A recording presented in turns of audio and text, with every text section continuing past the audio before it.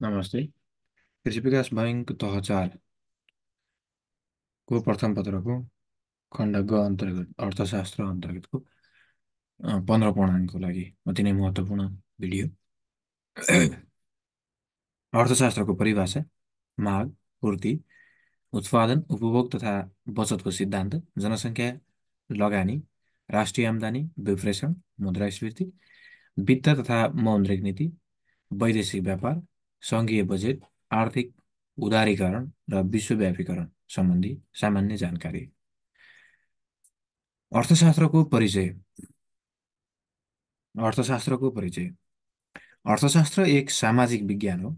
अर्थशास्त्र एक सामाजिक विज्ञान हो जुन उत्पादन, वितरण र वस्तु तथा सेवाहरूको व्यय र उपभोगसँग सम्बन्धित छ। अर्थशास्त्र एक सामाजिक विज्ञान हो जुन उत्पादन, वितरण र वस्तु तथा सेवाहरूको व्यय वा उपभोगसँग सम्बन्धित छ। यसले व्यक्ति, व्यापार, सरकार र देशहरूले कसरी आफ्नो आवश्यकताहरू पूरा गर्न सीमित स्रोतहरू छनौट गर्दछन्। यसले व्यक्ति, व्यापार, सरकार र देशहरूले कसरी आफ्नो आवश्यकताहरू पूरा गर्न सीमित स्रोतहरूको छनौट गर्दछन् र ती वर्गहरूले कसरी अधिकतम मुनाफा हासिल गर्दछन् भन्ने कुराको अध्ययन गर्दछ। ती वर्गहरूले कसरी अधिकतम मुनाफा हासिल गर्छन् भन्ने कुराको अध्ययन गर्दछ। अर्थशास्त्र भनेको स्रोतको अधिकतम अर्थशास्त्र भनेको समुदायमा स्रोतको अधिकतम विनियोजन गर्ने विषय हो। अर्थशास्त्र एक विज्ञान हो। अर्थशास्त्र एक विज्ञान हो जसले मानव व्यवहारको अध्ययन गर्दछ। जसको उद्देश्य दुर्लभ स्रोतहरूको बाँडफाँड गर्ने उद्देश्यले उपभोक्ताको आफ्नो सन्तुष्टि अधिकतम बनाउन कोसिस जसको उपभोग्य दुर्लभ स्रोतहरूको बाँडफाँड गर्ने उद्देश्यले उपभोक्ताले आफ्नो अधिकतम सन्तुष्टि अधिकतम बनाउन सकोस्, यो अभावको उपस्थितिमा छनौट गर्ने विषय हो। अर्थशास्त्र एक सामाजिक विज्ञान हो जुन उत्पादन, वितरण र वस्तु तथा सेवाहरूको व्यय वा उपभोगसँग सम्बन्धित छ। यसले व्यक्ति, व्यापार, सरकार र देशहरूले कसरी आफ्नो आवश्यकताहरू पूरा गर्न यसले व्यक्ति, व्यापार, सरकार र देशहरूले कसरी आफ्नो आवश्यकताहरू पूरा गर्न सीमित स्रोत साधन छनौट गर्दछन् र ती वर्गहरूले कसरी अधिकतम मुनाफा हासिल गर्छन् भन्ने कुराको अध्ययन गर्दछ। अर्थशास्त्र भनेको समुदायमा स्रोतको अधिकतम विनियोजन गर्ने विषय हो। अर्थशास्त्र एक विज्ञान हो जसले मानव व्यवहारको अध्ययन गर्दछ। जसको उद्देश्य दुर्लभ स्रोतहरूको बाँडफाँड गर्ने उद्देश्यले उपभोक्ताको आफ्नो सन्तुष्टि अधिकतम बनाउन सकोस्, यो अभावको उपस्थितिमा छनौट गर्ने विज्ञान हो।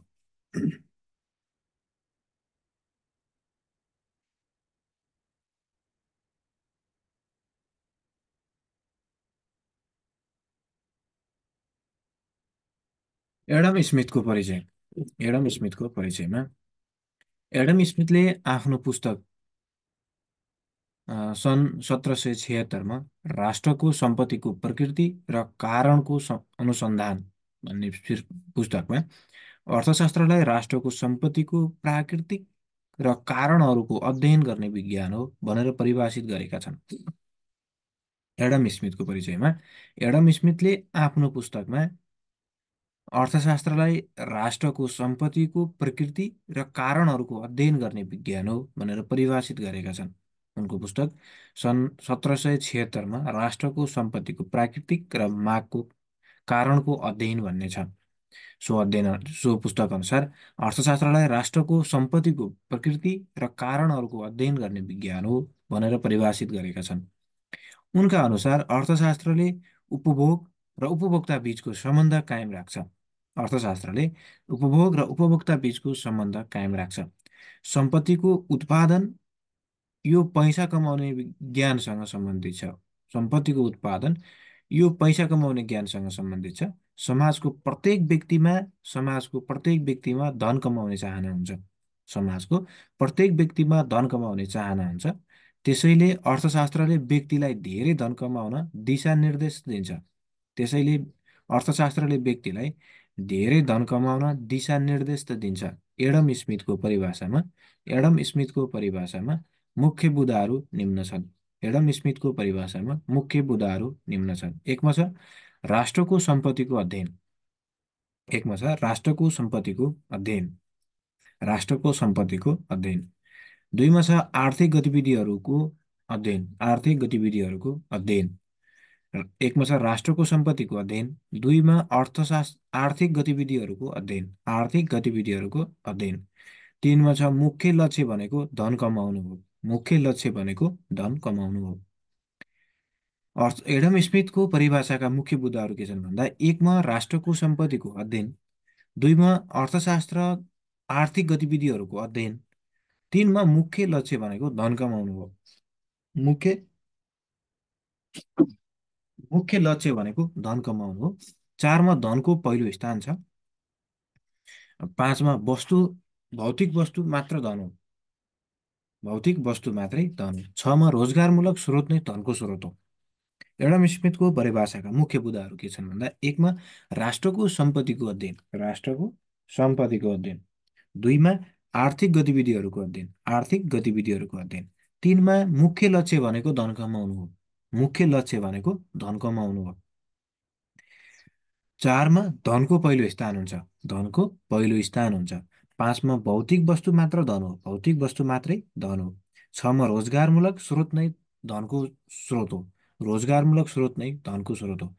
एडम स्मिथको मुख्य बुँदाहरूमा के रहेछ? एकमा राष्ट्रको सम्पत्तिको अध्ययन। दुईमा आर्थिक गतिविधिहरूको अध्ययन। तीनमा मुख्य लक्ष्य भनेको धन कमाउनु हो। चारमा धनको पहिलो स्थान छ। पाँचमा भौतिक वस्तु मात्रै धन हो। छमा रोजगारमूलक स्रोत नै धनको स्रोत हो। अर्को छ एडवर्ड मार्सलको परिचय। एडवर्ड मार्सलको अनुसारको परिचय। मार्सलले के परिचय दिए भन्दा अर्थशास्त्र भनेको व्यापारको सामान्य पाठ्यक्रममा मानव गतिविधिहरूको अध्ययन हो। अर्थशास्त्र भनेको व्यापारको सामान्य पाठ्यक्रममा मानव गतिविधिहरूको अध्ययन हो। यसले मानिसले आफ्नो आय कसरी प्राप्त गर्छ र कसरी उपभोग गर्छ भन्ने कुरा अध्ययन गर्छ। यसले मानिसले आफ्नो आय कसरी गर्छ र कसरी उपभोग गर्छ भन्ने अध्ययन गर्दछ। मार्सलले आफ्नो पुस्तक अर्थशास्त्रको सिद्धान्तमा जीवनको सामान्य व्यवसायको सम्बन्धमा अर्थशास्त्रलाई मानिसको अध्ययनको रूपमा परिभाषित गर्दछन्। मार्सलले आफ्नो पुस्तक अर्थशास्त्रको सिद्धान्तमा जीवनको सामान्य व्यवसायको सम्बन्धमा अर्थशास्त्रलाई मानिसको अध्ययनको रूपमा परिभाषित गर्दछन्। यसले भौतिक स्रोतको प्राप्ति, कल्याण र त्यसको उपभोगसँग सम्बन्धित व्यक्तिगत र सामाजिक गतिविधिहरूको त्यो अंश अध्ययन गर्छ। मार्सलको परिभाषा अनुसार अर्थशास्त्र भनेको व्यापारको सामान्य पाठ्यक्रममा मानव गतिविधिहरूको अध्ययन हो। यसले मानिसले आफ्नो आय कसरी प्राप्त गर्छ र कसरी उपभोग गर्छ भन्ने अध्ययन गर्छ। अर्थशास्त्र भनेको व्यापारको सामान्य पाठ्यक्रममा मानव गतिविधिहरूको अध्ययन हो। यसले मानिसले आफ्नो आय कसरी प्राप्त गर्छ र कसरी उपभोग गर्छ भन्ने अध्ययन गर्छ।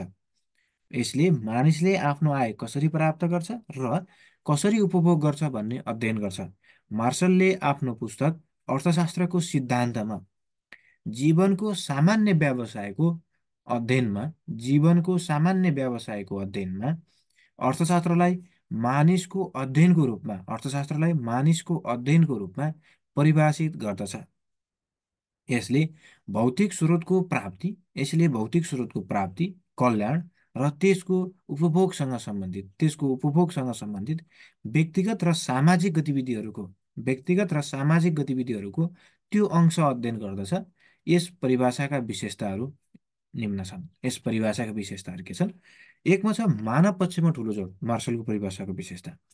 मानव पक्षमा ठुलो जोड, एकमा मानव पक्षमा ठुलो जोड, दुईमा भौतिक कल्याण, दुईमा भौतिक कल्याण, अनि तिनमा सामाजिक सामान्य व्यापार गतिविधिहरूको अध्ययन, तिनमा सामाजिक सामान्य गतिविधिहरूको अध्ययन, चारमा जीवनको सामान्य व्यापार गतिविधिहरूको अध्ययन, जीवनको सामान्य व्यापार गतिविधिहरूको अध्ययन, पाँचमा व्यावहारिक दृष्टिकोण, व्यावहारिक दृष्टिकोण, र छमा सरल र स्पष्ट परिभाषा, सरल र स्पष्ट परिभाषा, सरल र स्पष्ट परिभाषा। मार्सलका मार्सलको परिभाषाका विशेषताहरू के छन् भन्दा एकमा मानव पक्षमा ठुलो जोड, मानव पक्षमा ठुलो जोड, दुईमा भौतिक कल्याण, दुईमा भौतिक कल्याण, तिनमा सामाजिक सामान्य व्यापार गतिविधिहरूको अध्ययन, सामाजिक सामान्य व्यापार गतिविधिहरूको अध्ययन, चारमा जीवनको सामान्य व्यापार गतिविधिको अध्ययन, जीवनको सामान्य व्यापार गतिविधिको अध्ययन, र पाँचमा व्यावहारिक दृष्टिकोण, व्यावहारिक दृष्टिकोण, र छमा सरल र स्पष्ट परिभाषा, सरल र स्पष्ट परिभाषा। यसरी मार्सलका परिभाषाका विशेषताहरू अथवा विशेषताहरू यस्तो छन्, छवटा। अर्को परिभाषा छ प्रोप्राइटर लियोनेन रबिन्सको परिभाषा। रबिन्सको परिभाषा के छ भने प्रोप्राइटर लियोनेन्स रबिन्सले आफ्नो पुस्तक an essay on the nature and significance of the social साइन्समा अर्थशास्त्रलाई विज्ञानको रूपमा परिभाषित गर्दछन्। रबिन्सले अर्थशास्त्रलाई विज्ञानको रूपमा परिभाषित गर्दछन् जसले मानव व्यवहारलाई अन्त्य र विकल्प प्रयोगहरूका लागि दुर्लभ साधनको बीचको सम्बन्धको रूपमा अध्ययन गर्दछ। रबिन्सले अर्थशास्त्रलाई विज्ञानको रूपमा परिभाषित गर्दछन् जसले मानव व्यवहारलाई अन्त्य र वैकल्पिक प्रयोगहरू भएका दुर्लभ साधनहरू बीचको सम्बन्धको रूपमा अध्ययन गर्दछन्। रबिन्सको परिभाषाका विशेषताहरू के छन् भन्दा एक असीमित चाहना हुन्छन्, असीमित चाहना हुन्छन्, दुईमा दुर्लभ अर्थ, दुर्लभ अर्थ, र तिनमा दुर्लभ साधनहरूको वैकल्पिक प्रयोग, दुर्लभ साधनहरूको वैकल्पिक प्रयोग, दुर्लभ साधनहरूको वैकल्पिक प्रयोग, चारमा सम्पूर्ण मानव व्यवहारको अध्ययन, सम्पूर्ण मानव व्यवहारको अध्ययन। रबिन्सका परिभाषाका विशेषता के छन्? असीमित चाहना, होइन, दुर्लभ अर्थ, दुर्लभ साधनहरूको वैकल्पिक प्रयोग, दुर्लभ साधनहरूको वैकल्पिक प्रयोग, र चारमा सम्पूर्ण मानव व्यवहारको अध्ययन। हामीले योभन्दा बाहेक अर्थशास्त्रको परिचयमा अथवा अर्थमा के दिन सक्छौँ भने अर्थशास्त्र भनेको अर्थतन्त्रमा विभिन्न सहयोगीहरूको आर्थिक व्यवहारको व्याख्या गर्ने विषय हो। अर्थशास्त्र भनेको अर्थतन्त्रमा विभिन्न सहभागीहरूको आर्थिक व्यवहारको व्याख्या गर्ने विषय हो। वास्तविक घटनाको आधारमा अर्थशास्त्रले अनुमान बनाउँदछ, ती अनुमानहरूबाट परिकल्पना बनाउँदछ, परिकल्पनाको परीक्षण गर्छ र समाजको आर्थिक व्यवहारको व्याख्या गर्ने विभिन्न सिद्धान्तहरूको विकास गर्दछ।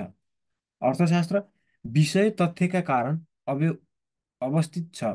पहिलो मानव चाहना असीमित हुनु, दोस्रो वस्तु वा सेवा उत्पादन गर्ने प्रयोग गरिने उत्पादनशील स्रोतहरू दुर्लभ हुनु। सीमित स्रोत साधनका कारण व्यक्ति, समाज र सरकारले आफ्नो लक्ष्य प्राप्तिका लागि स्रोतको उपभोग कसरी गर्ने भन्ने निर्णय गर्नुपर्छ। आर्थिक सहभागीहरूले आर्थिक स्रोतको उपयोगको बारेमा निर्णय गर्ने कार्यले नै अर्थशास्त्र विषयलाई जन्म दिएको हो। अर्थशास्त्र एउटा यस्तो विषय हो जसले सीमित स्रोत र असीमित आवश्यकता र चाहनाको सामना गर्दा आर्थिक सहभागिताहरूको कसरी छनौटहरू गर्दछ, तिनीहरूको कसरी छनौट गर्नुपर्छ भन्ने कुरा बारेमा अध्ययन गर्छ। अनि परिभाषाका मुख्य विचारहरूमा एडम स्मिथको परिभाषामा एउटा छ धनको, होइन, धनको अर्थ, धनको अध्ययन, धनको स्वरूप, आर्थिक मानिसको अध्ययन र धनलाई प्राथमिकता दिएका छन्, होइन। रबिन्सको परिभाषामा त्यही नै देखिन्छ, सरी, एडम स्मिथको परिभाषामा।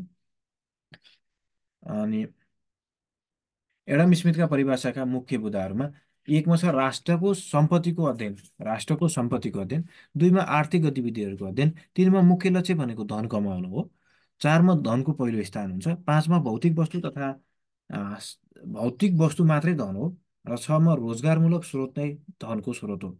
मार्शलका अनुसार, मार्शलका परिभाषाका विशेषता के छ? एकमा मानव पक्षमा ठुलो जोड छ, मानव पक्षमा ठुलो जोड।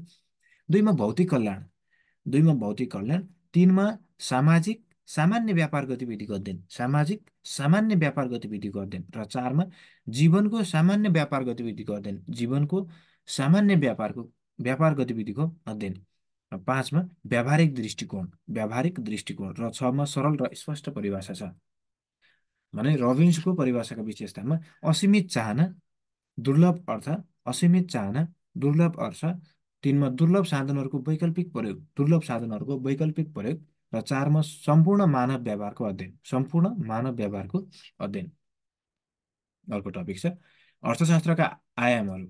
अर्थशास्त्रका आयामहरूमा सूक्ष्म अर्थशास्त्र, बृहत अर्थशास्त्र, अन्तर्राष्ट्रिय अर्थशास्त्र, विकास अर्थशास्त्र, वातावरणीय अर्थशास्त्र र व्यावहारिक अर्थशास्त्र।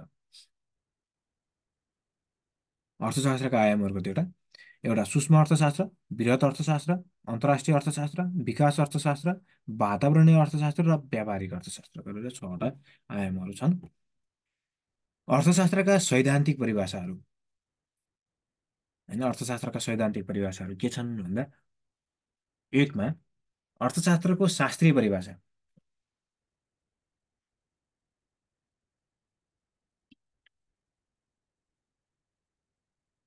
अर्थशास्त्रको शास्त्रीय परिभाषा, एडम स्मिथ जसलाई अर्थशास्त्रको पिताको रूपमा चिनिन्छ, एडम स्मिथ जसलाई अर्थशास्त्रको पिताको रूपमा चिनिन्छ, एडम स्मिथ जसलाई अर्थशास्त्रको पिताको रूपमा चिनिन्छ, जसले अर्थशास्त्रलाई त्यस्तो विज्ञान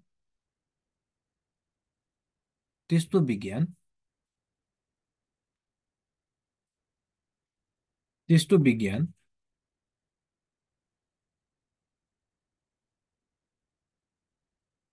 त्यस्तो विज्ञान जसले व्यक्ति, सङ्गठन, परिवार, समाजले सीमित स्रोत साधनको उपभोग, असीमित इच्छा, आवश्यकता पूरा गर्न कसरी परिचालन गर्छ भन्ने पक्षको अध्ययनको विषयमा भनी परिभाषित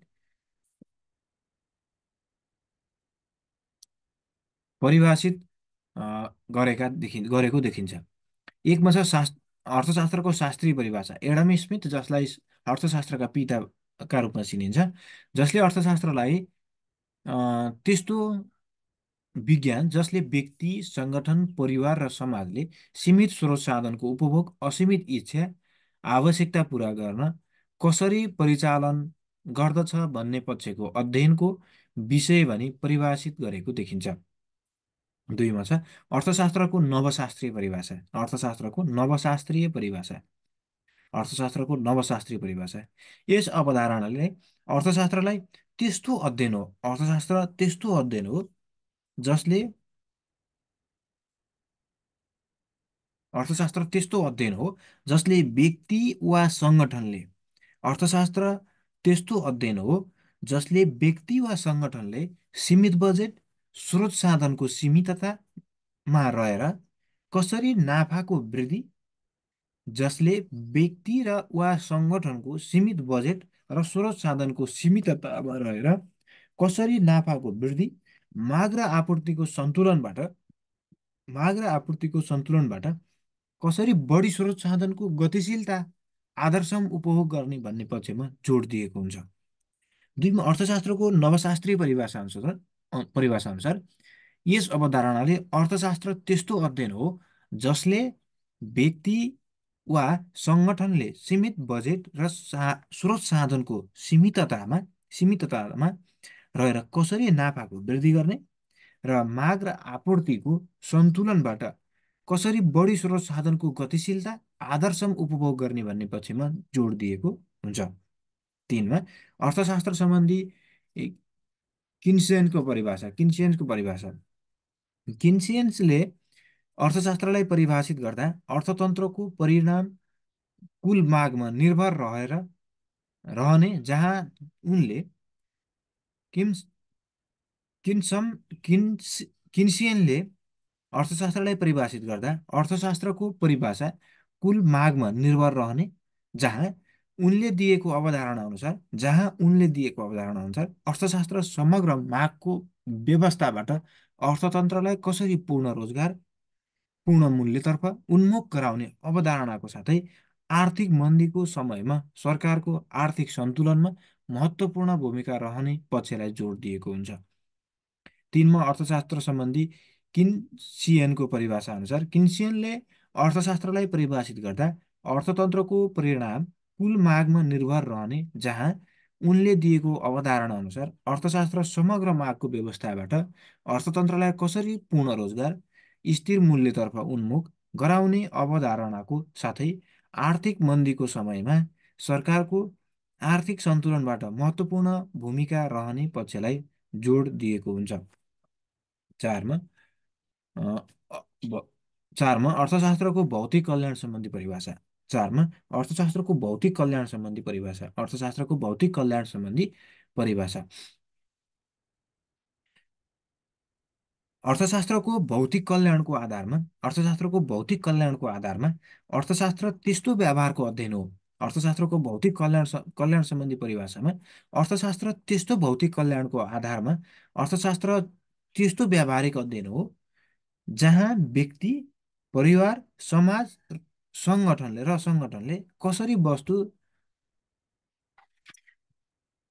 सङ्गठनले कसरी वस्तु तथा सेवाको छनौट गर्दछन्। अर्थशास्त्र भौतिक कल्याणको आधारमा अर्थशास्त्र त्यस्तो व्यवहारको अध्ययन हो जहाँ व्यक्ति, परिवार, समाज र सङ्गठनले कसरी वस्तु तथा सेवाको छनौट गर्दछन्, जसबाट वस्तु तथा सेवाको उपयोगिताको मूल्य जसबाट वस्तु तथा सेवाको उपयोगिताबाट प्राप्त हुने सन्तुष्टि र सुखीसँग मूल्याङ्कन गरिन्छ, जसबाट वस्तु तथा सेवाको उपयोगिताको मूल्य, उपयोगिताबाट प्राप्त सन्तुष्टि र खुसीसँग मूल्याङ्कन गरिन्छ। यस सिद्धान्त अनुसार मानिसले कसरी आम्दानी र बढ खर्च गर्दछन् भन्ने विश्लेषणात्मक अध्ययनको रूपमा समेत लिन सकिन्छ। चारमा अर्थशास्त्रको भौतिक कल्याण सम्बन्धी परिभाषामा के छ भने अर्थशास्त्रको भौतिक कल्याणको आधारमा अर्थशास्त्र त्यस्तो व्यवहारको अध्ययन हो जहाँ व्यक्ति, परिवार, समाज र सङ्गठनले कसरी वस्तु तथा सेवाको छनौट गर्दछन्, जसबाट वस्तु तथा सेवाको उपयोगिताको मूल्य, उपयोगिताबाट प्राप्त सन्तुष्टि र खुसीसँग मूल्याङ्कन गरिन्छ। यस सिद्धान्त अनुसार मानिसले कसरी आफ्नो मानिसले कसरी आम्दानी र खर्च गर्दछन् भन्ने विश्लेषणात्मक अध्ययनको रूपमा समेत लिन सकिन्छ। अर्थशास्त्रका सैद्धान्तिक परिभाषाहरू चारवटा हामीले परिभाषा दिन सक्छौँ। एकमा छ अर्थशास्त्रको शास्त्रीय परिभाषा। अर्थशास्त्रको शास्त्रीय परिभाषा होइन, अर्थशास्त्रको शास्त्रीय परिभाषामा के भन्यो भने यस्तो विज्ञान जसले व्यक्ति, सङ्गठन, परिवार, समाजले सीमित स्रोत साधनको उपयोग, असीमित इच्छा आवश्यकता पुरा गर्न कसरी परिचालन गर्छ भन्ने पक्षको अध्ययन गर्छ शास्त्रीय परिभाषाले। दुईमा छ अर्थशास्त्रको नवशास्त्रीय परिभाषा। नवशास्त्रीय परिभाषाले जसले व्यक्ति वा सङ्गठनले सीमित बजेट र स्रोत साधनको सीमिततामा रहेर कसरी नाफाको वृद्धि, माग र आपूर्तिको सन्तुलनबाट कसरी बढी स्रोत साधनको गतिशीलता, आदर्शमा उपभोग गर्ने पक्षमा जोड दिन्छ नवीनतम परिभाषाले। तिनमा अर्थशास्त्रको सम्बन्धी किन्सियनको परिभाषामा अ, अर्थशास्त्रको परिमाण कुल मागमा निर्भर रहने, जहाँ उनले दिएका अवधारणा अनुसार अर्थशास्त्र समग्र मागको अवस्थामा अर्थतन्त्रलाई कसरी पूर्ण रोजगार, स्थिर मूल्यतर्फ उन्मुख गराउने सँग सम्बन्धित छ। चारमा छ अर्थशास्त्रको भौतिक कल्याण सम्बन्धी परिभाषा। भौतिक कल्याण सम्बन्धी परिभाषामा जहाँ व्यक्ति, परिवार, समाज र सङ्गठनले कसरी वस्तु तथा सेवाको छनौट गर्दछन्, जसबाट वस्तु तथा सेवाको उपयोगिताको मूल्य जसबाट वस्तु तथा सेवाको उपयोगिताको मूल्य, उपयोगिताबाट प्राप्त हुने सन्तुष्टि र खुसीसँग मूल्याङ्कन गरिन्छ। यस सिद्धान्त अनुसार मानिसले कसरी आम्दानी र खर्च गर्दछ भन्ने विश्लेषणात्मक अध्ययनको रूपमा समेत लिन सकिन्छ। अर्को छ अर्थशास्त्र वा अर्थतन्त्रलाई प्रभाव पार्ने तत्त्वहरू। अर्थशास्त्र वा अर्थतन्त्रलाई प्रभाव पार्ने तत्त्वहरू। अर्थशास्त्र वा अर्थतन्त्रलाई प्रभाव पार्ने तत्त्वहरूमा एकमा माग र आपूर्ति। जसले वस्तु तथा सेवाको उत्पादन, वितरण र मूल्यलाई समेत प्रभाव पार्दछ। माग र आपूर्तिले, होइन, जसले वस्तु तथा सेवाको उत्पादन, वितरण र मूल्यलाई समेत असर पार्दछ। दुईमा, मूल्य लोचको अभाव। दुईमा दुईमा मूल्य लोचको प्रभाव। मूल्य लोचको प्रभाव। दुईमा मूल्य लोचको प्रभाव। मूल्य लोचको प्रभाव। दुईमा मूल्य लोचको प्रभाव। तीनमा उपयोगिताको प्राथमिकरण। उपयोगिताको प्राथमिकरण। उपयोगिताको प्राथमिकरण। उपयोगिताको प्राथमिकरण। चारमा श्रम बजारको अवस्था। श्रम बजारको अवस्था। श्रम बजारको अवस्था। चारमा श्रम बजारको अवस्था। श्रम बजारको अवस्था। अ, पाँचमा ब्याजदरमा आउने परिवर्तन। पाँचमा ब्याजदरमा आउने परिवर्तन। एकमा छ माग र आपूर्ति, जसले वस्तु तथा सेवाको उत्पादन, वितरण र मूल्यमा समेत प्रभाव पार्दछ। दुईमा मूल्यको लोच। मूल्यको लोचको प्रभाव। तिनमा उपभोक्ताको प्राथमिकरण। तिनमा उपभोक्ताको प्राथमिकरण। चारमा श्रम बजारको अवस्था। चारमा श्रम बजारको अवस्था। पाँचमा बजारमा आउने परिवर्तन। पाँचमा बजारमा आउने परिवर्तन। बजारमा आउने परिवर्तन। र छमा विभिन्न आर्थिक नीतिहरू जस्तै मौद्रिक नीति र वित्त नीति। आर्थिक विभिन्न आर्थिक नीतिहरू जस्तै मौद्रिक नीति र बजार नीति। साथमा लगानीको वातावरण। लगानीको वातावरण। लगानीको वातावरण। अनि आठमा सरकारको आर्थिक नीतिहरू। सरकारको आर्थिक नीतिहरू। सरकारको आर्थिक नीतिहरू। त्यसै गरी नौमा अन्तर्देश व्यापारको अवस्था। अन्तर्देश अन्तर्देश व्यापारको अवस्था। अन्तर्देश व्यापारको अवस्था। र दसमा समष्टिगत परिसूचकमा आउने भिन्नता। समष्टिगत परिसूचकमा आउने भिन्नता जस्तै मुद्रास्फीति, बेरोजगारी, आर्थिक वृद्धिको अवस्था। समष्टिगत परिसूचकमा आउने भिन्नता जस्तै मुद्रास्फीति, बेरोजगारी र आर्थिक वृद्धिको अवस्था। अर्थतन्त्रलाई प्रभाव पार्ने तत्त्वहरूमा एकमा माग र आपूर्ति, जसले वस्तु तथा सेवाको उत्पादन, वितरण र मूल्यलाई प्रभाव पार्ने गर्दछ। दुईमा मूल्य लोचको प्रभाव। तिनमा उपभोक्ताको प्राथमिकरण। तिनमा उपभोक्ताको प्राथमिकरण। चारमा श्रम बजारको व्यवस्था। चारमा श्रम बजारको अवस्था। पाँचमा ब्याजदरमा आउने परिवर्तन। पाँचमा ब्याजदरमा आउने परिवर्तन। छमा विभिन्न आर्थिक नीति जस्तै मौद्रिक नीति र वित्त नीति। विभिन्न आर्थिक नीतिहरू जस्तै मौद्रिक नीति र वित्त नीति। मौद्रिक नीति र वित्त नीति। त्यस्तै गरी सातमा लगानीको वातावरण। लगानीको वातावरण। अनि आठमा सरकारको आर्थिक नीतिहरू। सरकारको आर्थिक नीतिहरू। नौमा अन्तर्देश व्यापारको अवस्था। अन्तर्देश व्यापारको अवस्था। र दसमा समष्टिगत परिसूचकमा आउने भिन्नता। समष्टिगत परिसूचकमा आउने भिन्नता जस्तै मुद्रास्फीति, बेरोजगारी, आर्थिक वृद्धिको अवस्था। समष्टिगत परिसूचकमा आउने भिन्नता जस्तै मुद्रास्फीति, बेरोजगारी र आर्थिक वृद्धिको अवस्था। अर्को छ अर्थशास्त्रको आधुनिक परिभाषाका मुख्य विशेषताहरू। अर्थशास्त्रको आधुनिक परिभाषाका मुख्य विशेषताहरू।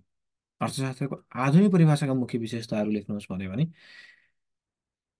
के रहेछ भन्दा, अर्थशास्त्रको परिभाषा बेलायती नागरिक र लन्डन स्कुल अफ द इकोनोमिक्सले सन् 1929देखि 1961मा, यो बेलायती नागरिक होइन, अर्थशास्त्रका प्राध्यापक लियोनन्स रोबिन्सको जन्म सन् 1898 र 1984ले दिएका थिए। रबिन्सका अनुसार अर्थशास्त्र स्रोतको अभावबाट उत्पन्न हुने समस्यासँग सम्बन्धित रहेको विषय हो। रबिन्सका अनुसार अर्थशास्त्र स्रोतको अभावबाट उत्पन्न हुने समस्यासँग सम्बन्धित रहेको विषय हो। रबिन्सका अनुसार अर्थशास्त्र स्रोतको अभावबाट उत्पन्न हुने समस्यासँग सम्बन्धित रहेको विषय हो। त्यसकारण अर्थशास्त्र असीमित आवश्यकता र वैकल्पिक प्रयोग भएका दुर्लभ साधनहरूबीच मानव व्यापारको अध्ययन गर्ने विज्ञान हो। त्यसकारण अर्थशास्त्र असीमित आवश्यकता र वैकल्पिक प्रयोग भएका दुर्लभ साधनहरू बीचको मानव व्यवहारको अध्ययन गर्ने विज्ञान हो। रोबिन्सका अनुसार अर्थशास्त्र स्रोत अभावबाट उत्पन्न हुने समस्यासँग सम्बन्धित रहेको विषय हो। त्यसकारण अर्थशास्त्र असीमित आवश्यकता र वैकल्पिक प्रयोग भएका दुर्लभ साधनहरू बीच मानव व्यवहारको अध्ययन गर्ने विषय हो। एकमा छ असीमित चाहना। यो परिभाषा अनुसार मानव चाहनाहरू असीमित हुन्छन्। यो परिभाषा अनुसार मानव चाहनाहरू असीमित हुन्छन् र वैकल्पिक र कहिल्यै पुरा हुँदैनन्। मानव चाहनाहरू असीमित हुन्छन् र कहिल्यै पुरा हुँदैनन्। एउटा चाहना पुरा भएपछि अर्को चाहना तुरुन्तै देखा पर्छ। तसर्थ मानिसले जीवनकालमा चाहनाहरूको चक्र कहिल्यै पुरा हुन सक्दैन। एकमा छ असीमित चाहना। यो परिभाषा अनुसार मानव चाहना असीमित हुन्छन् र कहिल्यै पुरा हुँदैनन्। एउटा चाहना पुरा भएपछि अर्को चाहना तुरुन्तै देखा पर्छ। तसर्थ मानिसको जीवनकालमा चाहनाहरूको चक्र कहिल्यै पुरा हुन सक्दैन। दुईमा छ दुर्लभ स्रोत र साधनहरू। दुर्लभ स्रोत र साधनहरू। दुर्लभ स्रोत र साधनहरू। असीमित मानव आवश्यकताहरू पूरा गर्न उपलब्ध स्रोतहरूको सधैँ सीमित मात्रामा उपलब्ध हुन्छन्। उपलब्ध स्रोतहरू सधैँ सीमित मात्रामा उपलब्ध हुन्छन् वा दुर्लभ हुन्छन्। त्यसकारण यसले अभाव पैदा गर्दछ। त्यसकारण यसले अभाव पैदा गर्दछ। अभाव भन्नाले सीमित स्रोत साधन भएकाले असीमित माग पूरा गर्न नसक्ने अवस्थालाई जनाउँदछ। दुर्लभ स्रोत र साधनमा दुईमा दुर्लभ स्रोत र साधनमा के भन्यो भने असीमित मानव आवश्यकताहरू पूरा गर्न उपलब्ध स्रोतहरू सधैँ सीमित मात्रामा उपलब्ध हुन्छन् वा दुर्लभ हुन्छन्। त्यसकारण यसले अभाव पैदा गर्छ। अभाव भन्नाले सीमित स्रोत साधन भएकाले असीमित माग पूरा गर्न नसक्ने अवस्थालाई जनाउँदछ। अभाव भन्नाले सीमित स्रोत साधन भएकाले असीमित माग पूरा गर्न नसक्ने अवस्थालाई जनाउँदछ। दुईमा स्रोत साधनको दुर्लभ स्रोत साधन भयो। तिनमा स्रोत साधनको वैकल्पिक उपयोग। स्रोत साधनको वैकल्पिक उपयोग। स्रोत साधन सीमित मात्रामा उपलब्ध हुन्छन्। स्रोत साधनहरू सीमित मात्रामा उपलब्ध हुन्छन् तर मानव चाहनाको कुनै सीमा हुँदैन। तर मानव चाहनाको कुनै सीमा हुँदैन। उपलब्ध स्रोतहरू विभिन्न विकल्पहरूमा प्रयोग गर्न सकिन्छ। उपलब्ध स्रोतहरू विभिन्न विकल्पहरूमा प्रयोग गर्न सकिन्छ। तिनमा छ स्रोत साधनको वैकल्पिक उपयोग। स्रोत साधनको वैकल्पिक उपयोगमा स्रोतहरू सीमित मात्रामा उपलब्ध हुन्छन् तर मानव चाहनाको कुनै सीमा रहँदैन। मानव चाहनाको कुनै सीमा रहँदैन। उपलब्ध साधनहरू विभिन्न विकल्पहरूमा प्रयोग गर्न सकिन्छ। स्रोत साधनहरू सीमित मात्रामा उपलब्ध हुन्छन् तर मानव चाहनाको कुनै सीमा रहँदैन। उपलब्ध स्रोतहरू विभिन्न विकल्पहरूमा प्रयोग गर्न सकिन्छ। चारमा छ अत्यावश्यक मागमा फरक हुन्छ। अत्यावश्यकतामा अत्यावश्यकताको माग फरक हुन्छ। अत्यावश्यकतामा माग फरक हुन्छ। मानिसका चाहनाहरू समयअनुसार महत्त्वपूर्ण हुन्छन्। मागको चाहनाहरू मानिसका चाहनाहरू समयअनुसार महत्त्वपूर्ण हुन्छन्। यसको मतलब कतिपय चाहनाहरू अरूभन्दा धेरै जरुरी हुन्छन्। अत्यावश्यकतामा माग फरक हुन्छ। पाँचमा छनौटको विज्ञान। जीवनका असीमित चाहनाहरू जब मानिस जीवनका असीमित चाहनाहरू र दुर्लभ साधन र वैकल्पिक उपयोगहरू एकसाथ राखिन्छन् तब छनौटको समस्या उत्पन्न हुन्छ। जब मानिस जीवनमा असीमित चाहना, दुर्लभ साधन र वैकल्पिक उपयोगहरू एकसाथ राखिन्छन् तब छनौटको समस्या हुन्छ। त्यसैले रोबिन्सका अनुसार छनौटको समस्या भनेको आर्थिक समस्या हो। त्यसैले रबिन्सका अनुसार छनौट समस्या भनेको आर्थिक समस्या हो जसले अर्थशास्त्रको विषयवस्तु पैदा गरेको छ। जसले अर्थशास्त्रको विषयवस्तु पैदा गरेको छ। त्यसैले यो भन्न सकिन्छ कि अर्थशास्त्र विज्ञान हो जसले हामीलाई छनौटको समस्याहरू समाधान गर्न मद्दत गर्छ।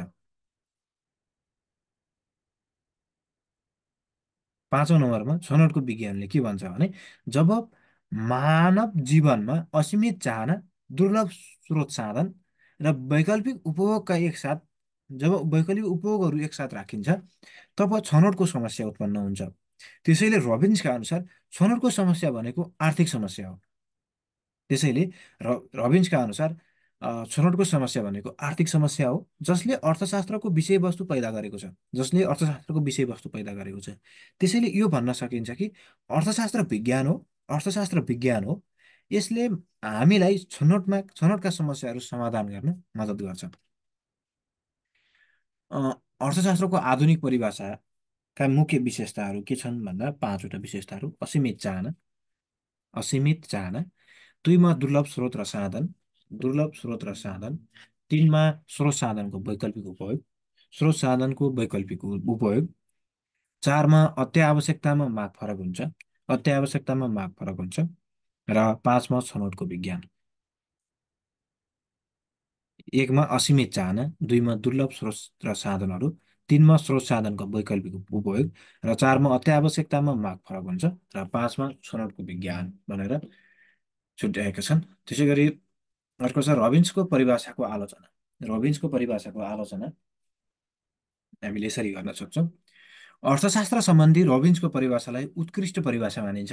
अर्थशास्त्र सम्बन्धी रबिन्सको परिभाषालाई उत्कृष्ट परिभाषा मानिन्छ, तर पनि यो परिभाषालाई बुकानन र मौरिस मौरिस नामक लेखकहरूले निम्न आधारमा आलोचना गरेका छन्। अर्थशास्त्रका अर्थशास्त्र सम्बन्धी रबिन्सको परिभाषालाई उत्कृष्ट परिभाषा मानिन्छ, तर पनि यो परिभाषालाई बुकानन र मौरिसका नामक अ, लेखकहरूले निम्न आधारमा आलोचना गरेका छन्। एकमा यो परिभाषाले आधुनिक अर्थतन्त्रको ज्वलन्त मुद्दाहरूलाई बेवास्ता गरेको छ।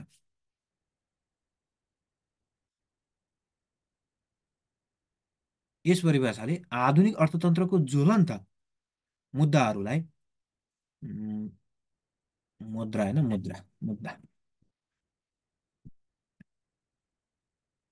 ज्वलन्त मुद्दाहरूलाई बेवास्ता गरेको छ। यस परिभाषाले आधुनिक अर्थतन्त्रको ज्वलन्त मुद्दाहरूलाई बेवास्ता गरेको छ। एक दुईमा छ यो परिभाषामा कल्याणको लुकेको अवधारणा छ। यो परिभाषामा कल्याणको लुकेको अवधारणा छ। यस परिभाषामा कल्याणको लुकेको अवधारणा छ। तिनमा यो परिभाषा आफैमा आत्मविरोधाभासी रहेको छ। यो परिभाषा आफैमा आत्मविरोधाभासी रहेको छ। यो परिभाषा तिनमा यो परिभाषा आफैमा विरोधाभासी छ।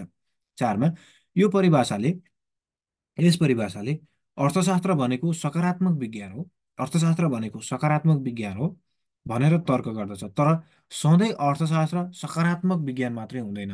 तर सधैँ अर्थशास्त्र सकारात्मक विज्ञान मात्रै हुँदैन, सकारात्मक विज्ञान हो भनेर तर्क गर्दछ। तर सधैँ अर्थशास्त्र सकारात्मक विज्ञान हुँदैन। पाँचमा कहिलेकाहीँको अभाव मात्रले नभई प्रचुरता, अत्याधिक उत्पादन र व्यवस्थापकीय कमजोरीले पनि समस्या सिर्जना गर्न सक्छ भन्ने अर्थमा यो परिभाषा अपूर्ण छ भन्न सकिन्छ। पाँचमा के भने कहिलेकाहीँ अभाव मात्रले नभई प्रचुरता, अत्याधिक उत्पादन र व्यवस्थापकीय कमजोरीले पनि समस्या सिर्जना गर्न सक्छ भन्ने अर्थमा यो परिभाषा अपूर्ण छ भन्न सकिन्छ। छमा यो परिभाषा पुँजीवादी र बजारमुखी अर्थतन्त्रमा मात्र लागू गर्न सकिन्छ। यो परिभाषा पुँजीवादी र बजारमुखी अर्थतन्त्रमा मात्र लागू गर्न सकिन्छ।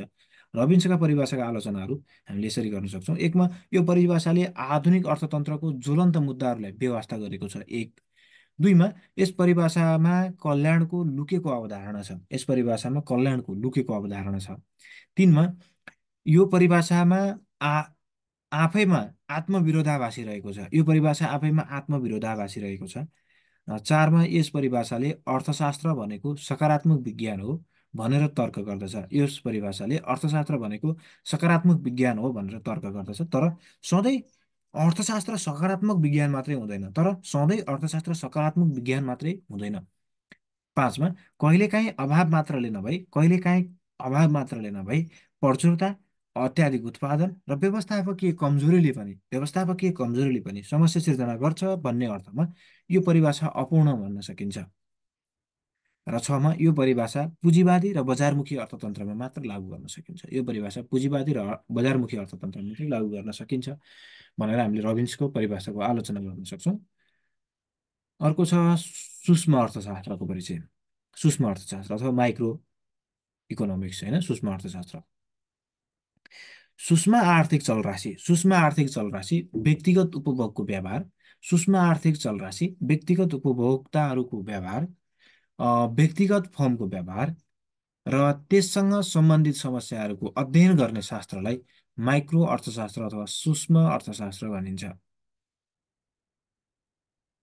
सूक्ष्म आर्थिक चलराशि व्यक्तिगत उपभोक्ताहरूको व्यवहार, सूक्ष्म आर्थिक चलराशि, व्यक्तिगत उपभोक्ताहरूको व्यवहार, व्यक्तिगत फर्मको व्यवहार र त्यससँग सम्बन्धित समस्याहरूको अध्ययन गर्ने अर्थशास्त्रलाई माइक्रो अर्थशास्त्र भनिन्छ। यसमा माग र उपभोग, उत्पादन र लागत, लागत ज्याला, ब्याज र नाफा, उत्पादन दक्षता, विवरण दक्षता जस्ता पक्षहरूको सूक्ष्म अर्थात् इकाइगत अध्ययनमा जोड दिएको हुन्छ।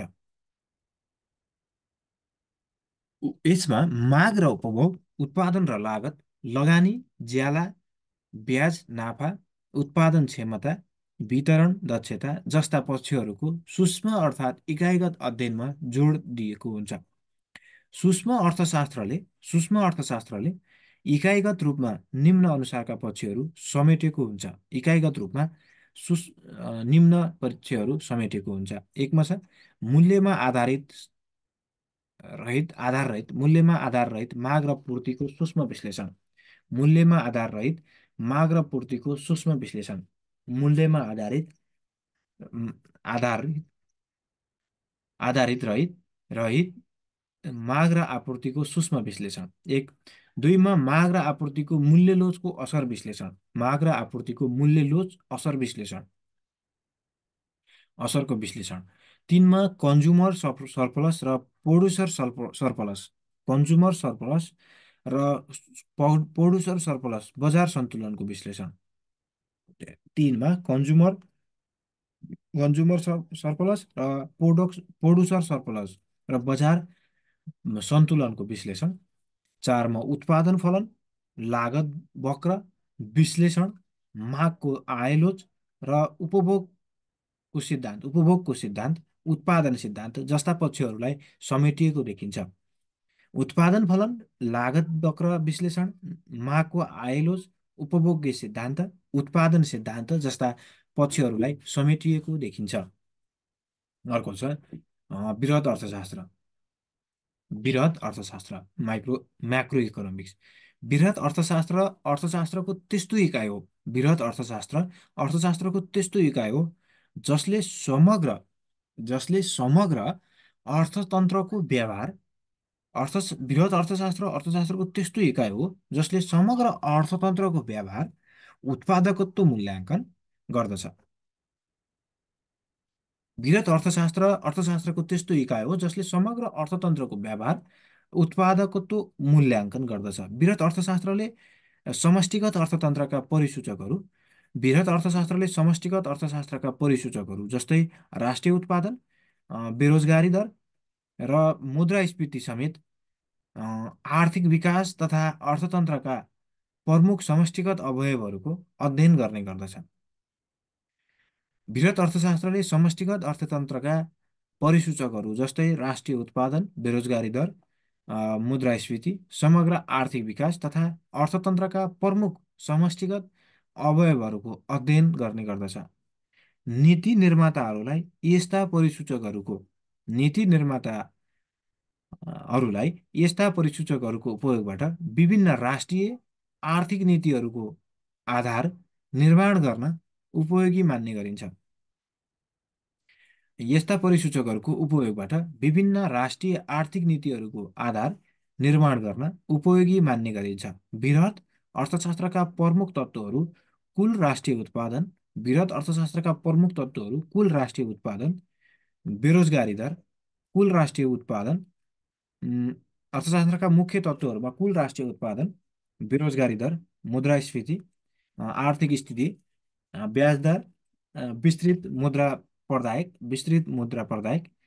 मुद्रा बजार, पुँजी बजार, श्रम बजार, वित्तीय बजार, विकास अर्थतन्त्र, वातावरणीय अर्थतन्त्र, व्यवहारवादी अर्थतन्त्र, मानव पुँजी, विश्वव्यापीकरण, समष्टिगत माग, शोधनान्तर स्थिति, विनिमय दर, राष्ट्रिय कर नीति, सरकारको खर्च तथा समग्रमा अर्थतन्त्रका प्रमुख आयामहरू, वास्तविक क्षेत्र, बाह्य क्षेत्र, सरकारी वित्त, मुद्रा तथा पुँजी बजार जस्ता क्षेत्रहरूलाई विश्लेषण गर्न सकिन्छ। वृहत अर्थशास्त्रका मुख्य तत्त्वहरूमा कुल राष्ट्रिय उत्पादन, बेरोजगारी दर, मुद्रास्फीति, आर्थिक स्थिति, ब्याज दर, विस्तृत मुद्रा प्रदायक, पुँजी बजार, मुद्रा बजार, श्रम बजार, वित्तीय बजार, विकास अर्थतन्त्र, ब्याजदर अर्थतन्त्र, व्यापारवादी अर्थतन्त्र, मानव पुँजी, विश्वव्यापीकरण, समष्टिगत माग, शोधनान्तर स्थिति, विनिमय दर, राष्ट्रिय कर नीति, सरकारको खर्च तथा समग्रमा अर्थतन्त्रका प्रमुख आयामहरू, वास्तविक क्षेत्र, बाह्य क्षेत्र, सरकारी वित्त, मुद्रा तथा पुँजी बजार जस्ता क्षेत्रहरूलाई विश्लेषण गर्न सकिन्छ। अत वृहत अर्थशास्त्र सैद्धान्तिक वृहत अर्थशास्त्र सैद्धान्तिक रूपमा समग्र अर्थशास्त्रको व्यवहार सिद्धान्तलाई आधार मानी नीति निर्माताले आर्थिक वृद्धि, बेरोजगारी, मुद्रास्फीति, समग्र वृहत अर्थशास्त्र परिसूचकलाई आधार मानी सैद्धान्तिक सैद्धान्तिक मार्गदर्शन सैद्धान्तिक मार्गदर्शन दिएको हुन्छ। अत वृहत अर्थशास्त्र सैद्धान्तिक रूपमा समग्र अर्थशास्त्रको व्यवहार सिद्धान्तलाई आधार मानी नीति निर्माताले आर्थिक वृद्धि, बेरोजगारी, मुद्रास्फीति, समग्र वृहत अर्थशास्त्र परिसूचकलाई आधार मानी सैद्धान्तिक मार्गदर्शन दिएको हुन्छ।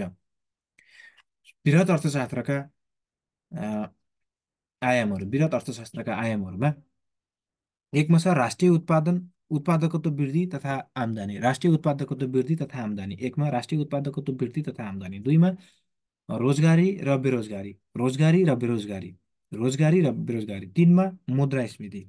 तिनमा मुद्रास्फीति, चारमा ब्याजदर, मौद्रिक नीति र मुद्रा प्रदायक, र पाँचमा सरकारी वित्त, र बाह्य क्षेत्र, सातमा समष्टिगत माग तथा आपूर्ति, र आठमा विविध। वृहत अर्थशास्त्रका आयामहरू के रहेछन् भन्दा एकमा राष्ट्रिय उत्पादकत्व वृद्धि तथा आम्दानी, दुईमा रोजगारी र बेरोजगारी, तिनमा मुद्रास्फीति, र चारमा ब्याजदर, मौद्रिक नीति र मुद्रा प्रदायक, पाँचमा सरकारी वित्त, छमा बाह्य क्षेत्र, सातमा समष्टि माग तथा आपूर्ति, र सातमा विविध। समष्टि र वृहत अर्थशास्त्र बीच अथवा सूक्ष्म र वृहत अर्थशास्त्र बीच भिन्नता भने सूक्ष्म र वृहत अर्थशास्त्र बीच भिन्नता भने सूक्ष्म अर्थशास्त्र र वृहत अर्थशास्त्रमा ग्रिक शब्द मैक्रोसबाट माइक्रो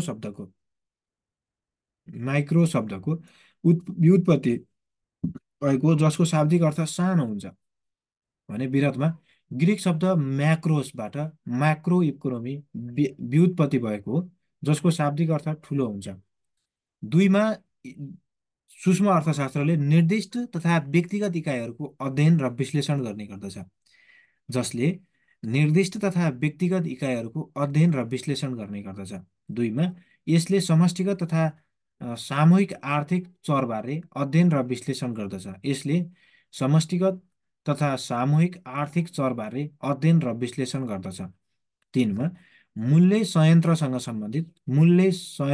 सम्बन्धित रहेकाले यसले वस्तुको मूल्य र साधनको मूल्य निर्धारणबारे अध्ययन गर्दछ। तिनमा सूक्ष्म अर्थशास्त्रतर्फ यसले मूल्य संयन्त्रसँग सम्बन्धित रहेकाले यसले वस्तुको मूल्य र साधनको मूल्य निर्धारणबारे अध्ययन गर्दछ।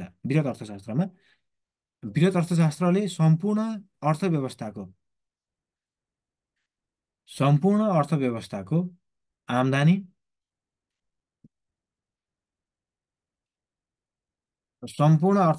आम्दानी, रोजगार तथा उत्पादनको अध्ययन गरिन्छ। त्यसैले यसलाई आय उत्पादन तथा रोजगारीको सिद्धान्त पनि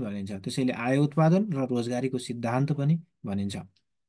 चारमा यसको मुख्य उद्देश्य माग तथा आपूर्तिलाई अधिकतम यसले मुख्य उद्देश्य माग र आपूर्तिलाई अधिकतम बनाउनु हो भने वृहत अर्थशास्त्रले पूर्ण रोजगारी, आर्थिक वृद्धि दर, भुक्तानी सन्तुलन मिलाउनु हो।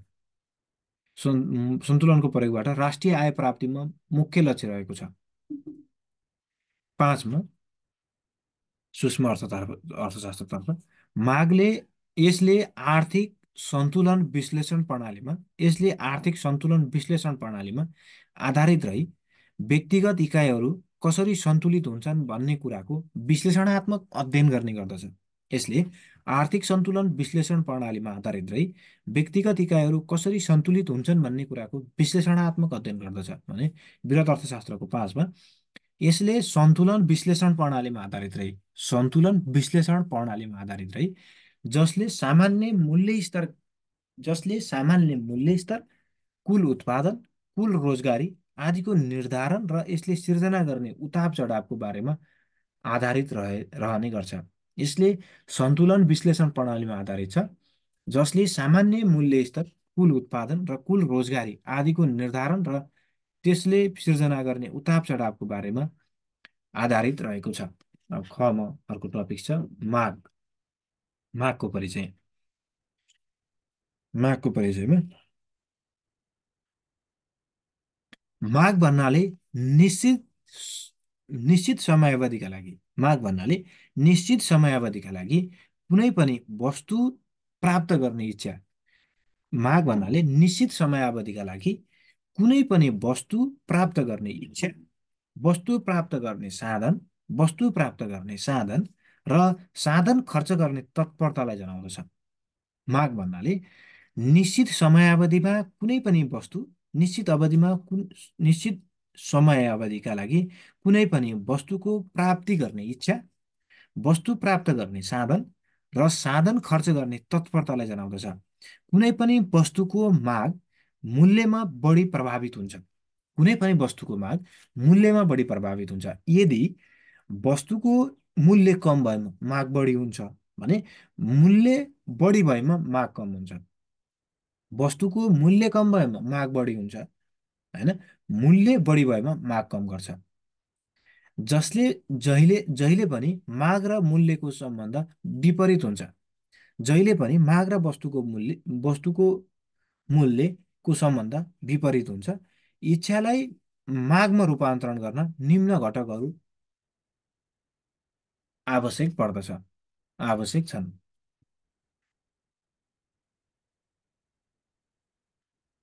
आवश्यक छन्। मागको परिचयमा के भने माग भन्नाले निश्चित समयावधिका लागि कुनै पनि वस्तु प्राप्त गर्ने इच्छा, वस्तु प्राप्त गर्ने साधन र खर्च गर्ने साधन खर्च गर्ने तत्परतालाई जनाउँदछ। कुनै पनि वस्तुको माग मूल्यबाट बढी प्रभावित हुन्छ। यदि वस्तुको मूल्य कम भए माग बढ्छ र मूल्य बढी भए माग कम हुने गर्छ। जहिले पनि माग र मूल्यको सम्बन्ध विपरीत हुन्छ। इच्छालाई मागमा रूपान्तरण गर्न निम्न घटकहरू आवश्यक छन्। एकमा छ केही पाउने इच्छा। केही पाउने इच्छा हुनु पर्यो। दुईमा तिर्ने तत्परता हुनु पर्यो, होइन? मूल्य तिर्ने तत्परता, यो मूल्य तिर्ने तत्परता भनौँ न यसलाई। मूल्य तिर्ने तत्परता हुनु पर्यो। तिनमा भुक्तानी गर्न सक्ने क्षमता हुनु पर्यो। तिनमा भुक्तानी गर्न सक्ने क्षमता हुनु पर्यो। चारमा निश्चित समय हुनु पर्यो र पाँचमा वस्तुको मात्रा। यसले इच्छालाई मागमा रूपान्तरण गर्न सक्छ। केले केही पाउने इच्छा हुनु पर्यो। दुईमा मूल्य तिर्ने तत्परता हुनु पर्यो। तिनमा भुक्तानी गर्न सक्ने क्षमता हुनु पर्यो। चारमा निश्चित समय र पाँचमा वस्तुहरूको मात्रा। एक नम्बरमा छ मागको नियम। मागको नियम मागको नियम अल्फ्रेड मार्सलले प्रतिपादन गरेका हुन्। अर्स अर्सल अल्फ्रेड मार्सलले प्रतिपादन गरेका हुन्। जहिले पनि वस्तु मूल्य र त्यसको मागको बिचमा विपरीत सम्बन्ध रहन्छ। जहिले पनि वस्तुको मूल्य र त्यसको मागको बिचमा विपरीत सम्बन्ध रहन्छ। अर्थात् कुनै पनि वस्तुको मूल्य बढेमा माग घट्ने र मूल्य घटेमा माग बढ्ने हुन्छ। मागको नियम अल्फ्रेड मार्सलले प्रतिपादन गरेका हुन्। जहिले पनि वस्तुको मूल्य र त्यसको मागको बिचमा विपरीत सम्बन्ध रहन्छ। अर्थात् कुनै पनि वस्तुको मूल्य बढेमा माग घट्ने र मूल्य घटेमा माग बढ्ने हुन्छ। त्यसलाई मागको नियम अथवा ल अफ डिमान्ड भनिन्छ। त्यसलाई मागको नियम ल अफ डिमान्ड भनिन्छ। मागका नियमका सीमाहरू। एकमा उपभोक्ताको स्वभाव र रुचिमा परिवर्तन भएमा मागको नियम लागू हुँदैन। एकमा के रहेछ, उपभोक्ताको स्वभाव र रुचिमा परिवर्तन भएमा मागको नियम लागू हुँदैन। उपभोक्ताको स्वभाव र रुचिमा परिवर्तन भएमा मागको नियम लागू हुँदैन। दुईमा, उपभोक्ताको आम्दानीमा उताप चढाव हुनु हुँदैन। उपभोक्ताको आम्दानीमा उताप चढाव हुनु हुँदैन। उपभोक्ताको आम्दानीमा उताप चढाव हुनु हुँदैन।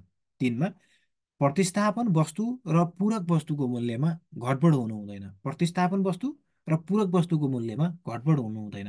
प्रतिस्थापन वस्तु र पूरक वस्तुको मूल्यमा घटबड हुनु हुँदैन। चारमा, वस्तु तथा सेवाको अत्याधिक उपलब्धता, वस्तु तथा सेवाको अत्याधिक उपलब्धता वा नपाइने सम्भावना रहनु हुँदैन। वस्तु तथा सेवाको अत्याधिक उपलब्धता वा नपाइने सम्भावना रहनु हुँदैन।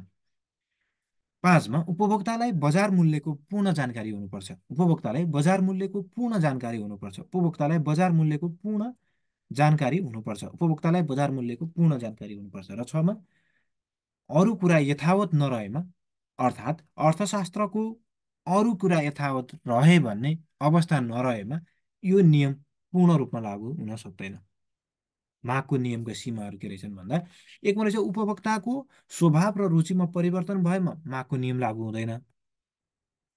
उपभोक्ताको स्वभाव पनि र रुचि पनि परिवर्तन हुनु भएन, नत्र मागको नियम लागू हुँदैन परिवर्तन भयो भने। दुईमा, उपभोक्ताको आम्दानीमा उताप चढाव हुनु हुँदैन। होइन, उपभोक्ताको आम्दानी घट्यो भने पनि माग हुँदैन, बढ्यो भने पनि माग बढ्छ। होइन, नियम पालना हुँदैन। तिनमा, प्रतिस्थापन वस्तु तथा पूरक वस्तुको मूल्यमा घटबड हुनु हुँदैन। प्रतिस्थापन वस्तु र पूरक वस्तुको मूल्यमा घटबड हुनु हुँदैन। चारमा, वस्तु तथा सेवाको अत्याधिक उपलब्धता र नपाइने सम्भावना पनि हुनु हुँदैन। वस्तु तथा सेवाको अत्याधिक उपलब्धता र नपाइने सम्भावना पनि रहनु हुँदैन। पाँचमा, उपभोक्तालाई बजार मूल्यको पूर्ण जानकारी हुनुपर्छ। उपभोक्तालाई बजार मूल्यको पूर्ण जानकारी हुनुपर्छ।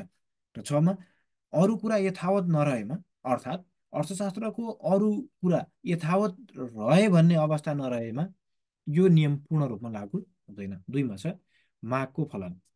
मागको फलन, मागको फलनमा के छ भने, कुनै पनि वस्तुको माग र परिमाण तथा त्यसका निर्धारक तत्त्वहरू बीचको कार्यगत सम्बन्धलाई नै मागको फलन भनिन्छ।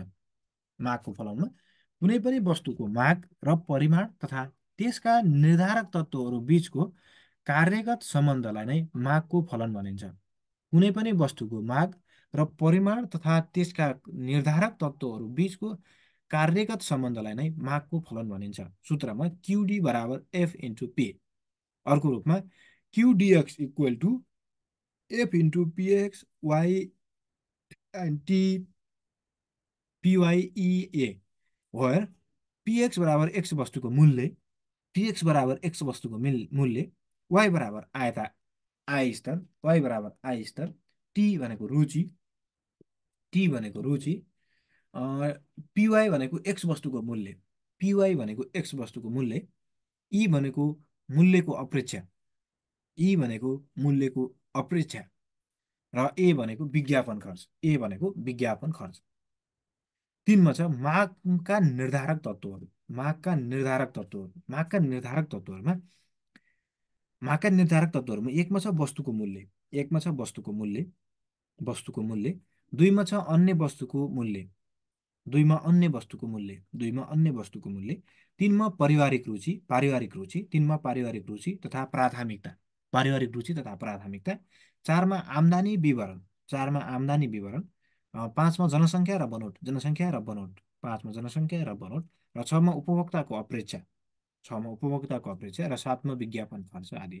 मागका निर्धारक तत्त्वहरूमा एकमा वस्तुको मूल्य, दुईमा अन्य वस्तुको मूल्य, तिनमा पारिवारिक रुचि र प्राथमिकता, तिनमा अन्य वस्तुको मूल्य र पारिवारिक रुचि तथा प्राथमिकता।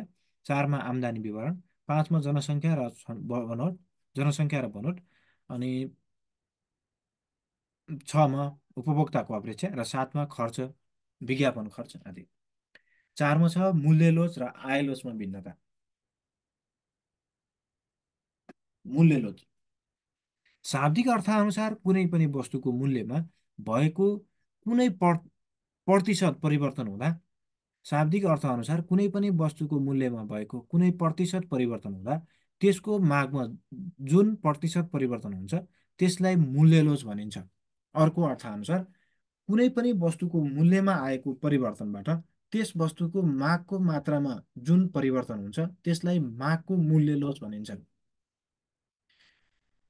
शाब्दिक अर्थ अनुसार कुनै पनि वस्तुको मूल्यमा भएको कुनै प्रतिशत परिवर्तन हुँदा त्यसको मागमा जुन प्रतिशत परिवर्तन हुन्छ त्यसलाई मूल्य लोच भनिन्छ। अर्को अर्थ अनुसार कुनै पनि वस्तुको मूल्यमा भएको परिवर्तनबाट त्यस वस्तुको मागको मात्रामा जुन परिवर्तन हुन्छ त्यसलाई मागको लोच भनिन्छ। मागको आय लोच भन्नाले उपभोक्ताको उपभोक्ताको आम्दानीमा हुने परिवर्तनले त्यसको उपभोक्तालाई जुन किसिमको परिवर्तन ल्याउँछ त्यसको उपभोक्तामा जुन किसिमको परिवर्तन ल्याउँछ त्यसलाई नै मागको आय लोच भनिन्छ। मागको आय लोचले उपभोक्ताको आम्दानीमा हुने परिवर्तनको परिमाण स्वरूप मागमा हुने परिवर्तनको मात्रालाई नाप्छ। मागको आइलोज भन्नाले उपभोक्ताको आम्दानीमा हुने परिवर्तनले उसको उपभोक्ता जुन किसिमको परिवर्तन ल्याउँछ त्यसलाई नै मागको आइलोज भनिन्छ। मागको आइलोजले उपभोक्ताको आम्दानीमा हुने परिवर्तनको परिमाण स्वरूप मागमा हुने परिवर्तनको मात्रालाई नाप्छ। पाँचमा मागमा मूल्य लोचको प्रयोगमा एकमा छ मूल्य निर्धारण, एकमा छ मूल्य निर्धारण, दुईमा छ उत्पादनका साधनहरूको मूल्य निर्धारण, तिनमा वस्तु तथा बजारको वर्गीकरण, चारमा व्यापारको शर्त निर्धारण, पाँचमा विदेशी विनिमय दर निर्धारण, छमा वित्तीय नीति निर्धारण, सातमा विविधीकरण गर्न बजार एवं व्यापार विविधीकरण गर्न बजार एवं व्यापार विविधीकरण गर्न, पाँचमा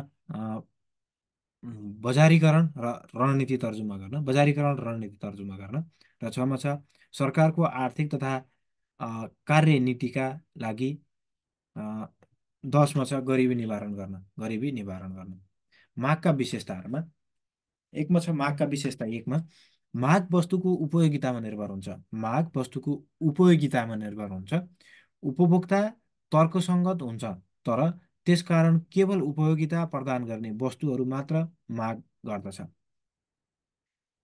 माग वस्तुको उपयोगितामा निर्भर हुन्छ। उपभोक्ता तर्कसङ्गत हुन्छ र त्यसकारण केवल उपयोगिता प्रदान गर्ने वस्तुहरू मात्र माग गर्दछ। दुईमा मागको अर्थ सधैँ प्रभावकारी माग भन्ने हुन्छ। अर्थात् कुनै वस्तुको माग वा कुनै वस्तुको स्वामित्व पाउने इच्छालाई नै सधैँ क्रय शक्ति र खर्च गर्ने इच्छाले समर्थन गर्नुपर्दछ। मागको मागको अर्थ सधैँ प्रभावकारी माग भन्ने कुरा, अर्थात् कुनै वस्तुको स्वामित्व पाउने इच्छालाई नै सधैँ क्रय शक्ति वा खर्च गर्ने इच्छाले समर्थन गर्नुपर्दछ। तिनमा माग एक प्रवाह अवधारणा हो, अर्थात् समयको प्रतिशत इकाइ यति वस्तु माग गरिएको हो। एक माग एक प्रवाह अवधारणा हो, अर्थात् समयको प्रति इकाइ यति वस्तु माग गरिएको भन्ने तरिकाले व्यक्त गरिन्छ। त्यस्तै प्रतिदिन, हप्ता, महिना आदि। माग एक प्रवाह अवधारणा हो, अर्थात् मागको प्रति इकाइ यति वस्तु माग गरिएको भन्ने तरिकाले व्यक्त गरिन्छ, जस्तै प्रतिदिन, हप्ता, महिना आदि। चारमा माग भनेको अन्तिम उपभोग्य वस्तुको माग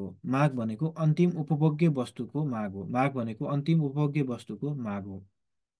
पाँचमा माग चाहिने मात्रा हो। यसले उपभोक्ताको इच्छा वा वस्तु किन्ने आवश्यकता देखाउँदछ। माग चाहिने मात्रा हो। यसले उपभोक्ताको इच्छा वा वस्तु किन्ने आवश्यकता देखाउँदछ। माग चाहिने मात्रा हो। यसले उपभोक्ताको इच्छा वा वस्तु किन्ने आवश्यकता देखाउँदछ। पाँचमा माग आर्थिक गतिविधिहरू पैदा गराउने मुख्य चर हो। माग आर्थिक गतिविधिहरू पैदा गराउने मुख्य चर हो। मागको विशेषतामा वस्तुको उपभोक्तामा निर्भर हुन्छ। वस्तु उपभोक्ता तर्कसङ्गत हुन्छ र त्यसकारण केवल उपयोगिता प्रदान गर्ने वस्तुहरू मात्र माग पर्दछ। दुईमा छ मागको अर्थ सधैँ प्रभावकारी माग भन्ने हुन्छ, अर्थात् कुनै वस्तुको माग वा कुनै वस्तुको स्वाभाविक पाउने इच्छालाई सधैँ क्रय शक्ति र खर्च गर्ने इच्छाले समर्थन गर्नुपर्छ। तिनमा माग एक प्रवाह अवधारणा हो, अर्थात् मागको प्रतिदिन इकाइ यति वस्तु माग गरिएको भन्ने तरिकाले व्यक्त गरिन्छ, जस्तै प्रतिदिन, हप्ता, महिना आदि। माग भनेको अन्तिम उपभोग्य वस्तुको माग हो। अ, पाँचमा माग चाहिने मात्रा हो, यसले उपभोक्ताको इच्छा वा वस्तु किन्ने आवश्यकता देखाउँदछ। आर्थिक माग आर्थिक गतिविधिहरू पैदा गराउने मुख्य चर हो। वस्तुको मागलाई असर गर्ने कारकहरू। वस्तुको मागलाई असर गर्ने कारकहरू। कुनै निश्चित माग कुनै निश्चित समयमा वस्तु र सेवाहरूको मागमा कुनै निश्चित समयमा वस्तु र सेवाहरूको माग धेरै कारकहरूद्वारा प्रभावित हुन्छ। कुनै निश्चित विषयमा वस्तु र सेवाको माग धेरै कारकहरूद्वारा प्रभावित हुन्छ र ती सबै कारकहरूलाई मागलाई असर पार्ने मागको निर्धारक भनिन्छ। कुनै निश्चित समयमा वस्तु र सेवाको माग धेरै कारकहरूद्वारा प्रभावित हुन्छ र ती सबै कारकहरूलाई मागलाई असर गर्ने मागको भनिन्छ निर्धारक भनिन्छ। यस प्रकारका मागका प्रमुख निर्धारकहरूलाई संक्षिप्त रूपमा तल वर्णन गरिएको छ। संक्षिप्त रूपमा तल वर्णन गरिएको छ। एकमा छ मूल्य, वस्तुको मूल्य। वस्तुको मागलाई असर पार्ने कारकहरूमा एकमा छ वस्तुको मूल्य। यो मागको सबैभन्दा महत्त्वपूर्ण निर्धारक हो, जसले वस्तुको माग परिमाणलाई नकारात्मक रूपमा असर गरिरहेको हुन्छ। तर गिफिन वस्तुको हकमा गिफेन वस्तुको हकमा मूल्य र माग परिमाणबीच प्रत्यक्ष सम्बन्ध हुन्छ। दुईमा छ सम्बन्धित वस्तुको मूल्य। कुनै पनि वस्तुको मागलाई सम्बन्धित वस्तुको मूल्यले असर गर्छ। प्रतिस्थापन सम्बन्धको हकमा एक वस्तुको मूल्यमा भएको परिवर्तनले प्रतिस्थापन वस्तुको मागलाई सकारात्मक रूपमा असर गर्छ। तिनमा छ उपभोक्ताको आम्दानी। उपभोक्ताको आम्दानीको स्तरमा आएको परिवर्तनले सामान्य वस्तुको मागमा सकारात्मक प्रभाव गर्छ भने कमर्सियल वस्तुको हकमा नकारात्मक प्रभाव गर्छ। साला बाँकी अर्को भिडियोमा